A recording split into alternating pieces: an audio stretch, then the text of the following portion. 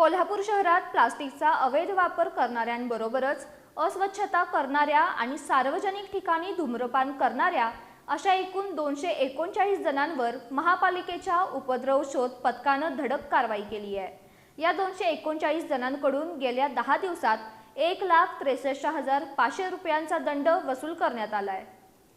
कोल्हापूर शहरातील प्लास्टिकचा अवैध वापर करणारे, अस्वच्छता पसरवणारे, सार्वजनिक ठिकाणी धूम्रपान करणारे आणि सार्वजनिक ठिकाणी उघड्यावर कचरा टाकणाऱ्यांविरोधात महापालिकेच्या उपद्रव शोध पथकानं धडक कारवाई सुरू केली आहे।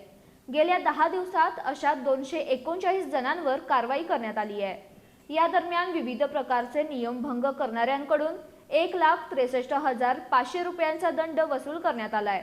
यामध्ये बंदी असलेल्या प्लास्टिकचा वापर करणारे नागरिक आणि व्यावसायिकांकडून 92,500 रुपये, उघड्यावर कचरा टाकणाऱ्यांकडून 47,000 रुपये आणि सार्वजनिक ठिकाणी धूम्रपान करणाऱ्यांकडून 24,000 रुपये असा दंड आकारण्यात आलाय।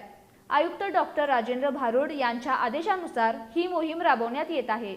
नागरिक, व्यावसायिक आणि विक्रेत्यांनी दैनंदिन कचरा केवळ महापालिकेच्या अधिकृत घंटागाडीतच टाकावा, सार्वजनिक ठिकाणी थुंकू नये, उघड्यावर, रस्त्यात तसंच नाल्यात कचरा टाकू नये असं आवाहन महापालिकेनं केलंय।